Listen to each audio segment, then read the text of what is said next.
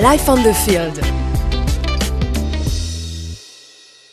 Bonjour à tous, soyez les bienvenus dans votre émission Life on the Field. Pour la 4e semaine consécutive, nous sommes en compagnie de Thomas Simon, qui est chef de projet réhabilitation pour le compte de l'ONG MEDER, puisque vous le savez, dans cette émission Life on the Field, eh bien, on découvre cette ONG et son action dans différents pays un petit peu partout sur la planète. Thomas Simon est au Congo, donc pour le compte de cette ONG, depuis 2 ans. Bonjour Thomas. Oui, bonjour Benjamin et bonjour aux auditeurs. Alors on va commencer avec un sujet dont on n'a pas encore trop parlé, c'est l'environnement. Est-ce que tout simplement c'est un beau pays, le Congo? Qu'est-ce qu'on peut trouver là-bas comme animaux? Qu'est-ce qu'on peut trouver également au niveau de la flore? J'imagine que ça doit être forcément très dépaysant par rapport à la Lorraine et à Nancy. Effectivement, oui, c'est très dépaysant. Et puis après, ça dépend aussi de ce que chacun aime. Pour l'endroit où on travaille maintenant, puis même l'endroit où je travaillais l'année passée, c'est plus ou moins en plein milieu de la jungle, donc c'est-à-dire beaucoup de végétation. La plupart du temps, ce que les gens me disent quand j'envoie des photos, c'est que ça paraît très très vert par rapport à l'image qu'ils ont de l'Afrique, où en général c'est plutôt des pays assez désertiques comme la Somalie, le Soudan, etc. Mais à l'endroit où on est, c'est très très vert. Il y a énormément d'arbres. Et c'est un peu une des choses au bout d'un moment qui peut être un peu difficile à vivre, parce que ça veut dire qu'il n'y a absolument pas d'horizon et que du coup à chaque fois la vue se limite très rapidement à 3-4 mètres, enfin peut-être un peu plus dans les villages, mais sinon sur la route c'est 3-4 mètres de chaque côté de la route, et puis après c'est un rideau de végétation et puis c'est pas possible de voir au-delà. Donc on est vraiment dans un cadre extrêmement touffu, si je puis dire. Qu'est-ce qu'on trouve comme animaux là-bas? Est-ce que vous avez l'occasion, peut-être dans vos moments de loisirs, de vous promener peut-être dans des réserves, dans des endroits qui sont consacrés à la faune là-bas dans ce pays? Oui, se promener la plupart du temps, on se promène que dans le village où on est, aussi pour des raisons de sécurité. Mais c'est assez difficile de voir les animaux sauvages parce que justement il n'y a pas de... Enfin, le meilleur endroit pour voir des animaux sauvages, c'est d'aller dans des réserves où ils sont sauvages mais ils sont quand même un peu habitués à la présence humaine et ne fuient pas, parce que en général ils essaient d'éviter les hommes. Et donc sur 2 ans de déplacement en forêt, les seuls animaux sauvages que j'ai vus, c'est quelques singes, quelques babouins, et puis très récemment une antilope qui a traversé la route devant nous. Et des serpents aussi. Mais ça se résume à ça pour ce que j'ai vu au Congo. Et alors pour les conditions de travail, est-ce que c'est pas trop compliqué? J'imagine que l'ambiance humide, etc., il doit y avoir pas mal de parasites, peut-être des moustiques, ce genre de choses. Ça doit être un petit peu compliqué de se protéger, non? Oui, c'est aussi une des choses qui peut... c'est pas quelque chose qui est... Enfin, c'est pas quelque chose qui tout de suite paraît comme étant impossible à vivre avec, mais qui à la longue commence pas mal à un peu... à être pesant. À taper sur le système. Ouais. Parler familièrement, par exemple, le fait qu'il y ait tout le temps des insectes, ou juste avant que je parte, là aussi pour mes congés, il y avait c'était l'époque de la reproduction des termites. Donc c'est comme les fourmis, c'est-à-dire que c'est des termites qui elles volent. Il y en a vraiment partout.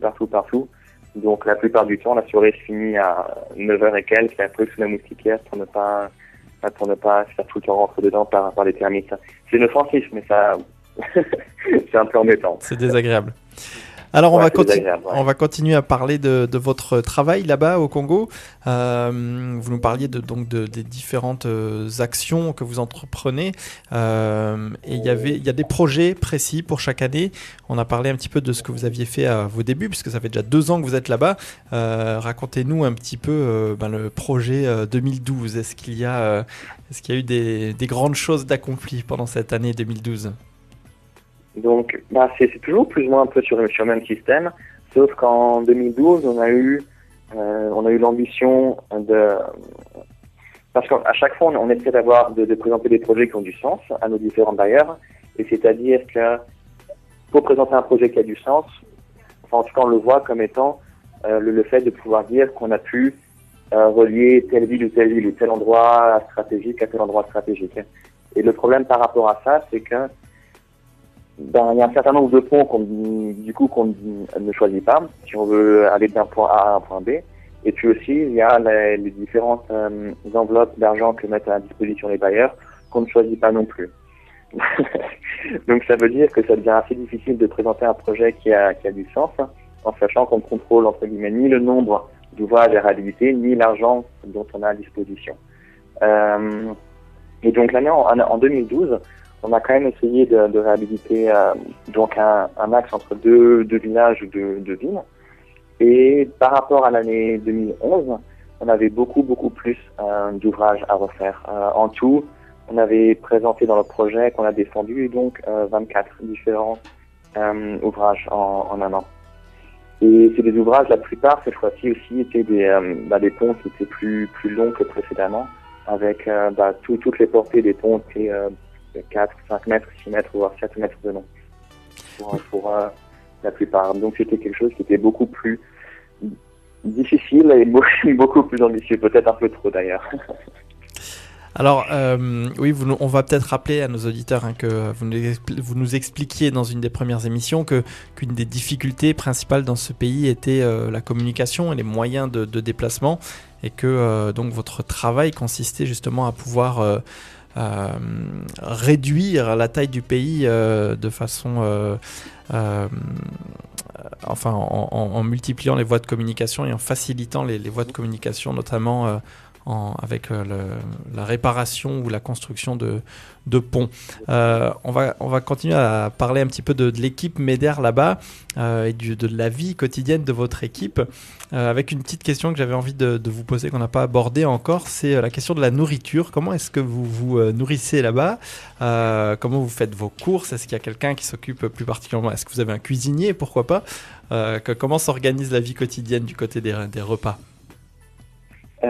Effectivement, oui, on a un cuisinier, enfin pour être exact, 2 cuisinières qui vont faire les courses aussi, qui préparent à manger, parce que d'une, ça permet aussi de contribuer à l'emploi local, mais aussi ça permet, quand on a beaucoup de travail, de gagner beaucoup de temps, parce que la préparation d'un repas peut facilement mettre 3 heures ou plus, parce que la plupart du temps, c'est que du riz et puis de la viande. Et donc la viande en général, la plupart du temps c'est du poulet, et donc qui sont tués le matin même. Et du coup, il faut le préparer tout ça, ce qui prend beaucoup de temps. Et donc la plupart du temps c'est du riz puis de la viande qu'on mange midi et soir, parce que le soir donc c'est le même repas que la midi. Et puis par contre les week-ends, je ne travaille pas le week-end, donc on se fait à manger le week-end. Ou quand on a la nourriture et quand on peut. Et alors comment vous préparez vos repas quand c'est vous qui les faites vous-même? Vous mangez quoi? Ça dépend de ce qu'il y a disponible, mais on a la chance de temps en temps de pouvoir avoir de la nourriture qui est envoyée en provenance d'autres bases de MEDER, donc avoir des choses, des fruits, des légumes frais. D'accord, des colis. Très rarement à Ongo, d'avoir du fromage, etc. Donc du coup, quand on a pas mal de nourriture fraîche, on fait un peu de tout. On peut faire des pâtes, des patates rôties, je me suis aussi entraîné à faire des pizzas de A à Z, ce qui prend aussi pas mal de temps, mais qui est assez bon. D'accord. Et donc on essaie de faire la nourriture qui est un peu plus entre guillemets occidentale que juste du riz et de la viande. Quand on a l'occasion. Et pour terminer, est-ce qu'il y a peut-être des fruits, des légumes un petit peu emblématiques ou typiques de la région dans laquelle vous êtes? Est-ce que vous avez découvert, vous, là-bas, des saveurs que vous ne connaissiez pas auparavant? Quelque chose que je connaissais, je pense, de nom, mais que je n'avais jamais mangé aussi fréquemment, c'est des papayes. Sinon, il y a aussi... Ça, c'est plus... je pense que ça peut se trouver au Congo, mais j'en ai pas encore vu parce que il n'y a pas grand-chose qui est cultivé, donc ce qui fait que les saisons, entre guillemets, sont très courtes. Les saisons des fruits et des légumes, tournent très rapidement. Et puis aussi, il n'y en a pas beaucoup sur le marché. Mais sinon, il y a des fruits, je crois qu'en français, c'est fruits de jackfruit. J'avais découvert que je connaissais pas, qui est très très sucré. Sinon, la plupart du temps, c'est des légumes, des fruits et des légumes qu'on peut trouver chez nous, mais qui sont quand même en général bien meilleurs ici. D'accord. En particulier les ananas, qui sont très très bons. Bien, merci beaucoup Thomas pour ce nouveau petit focus un petit peu sur votre travail là-bas. On se retrouvera la semaine prochaine pour une dernière émission déjà où on parlera de vos projets pour 2013. On tâchera d'en découvrir encore un petit peu plus sur le pays dans lequel vous travaillez et qui a l'air bien merveilleux. Et puis on tâchera également d'en savoir encore un petit peu plus sur votre vie d'équipe là-bas. On se retrouve pour ça dans une semaine.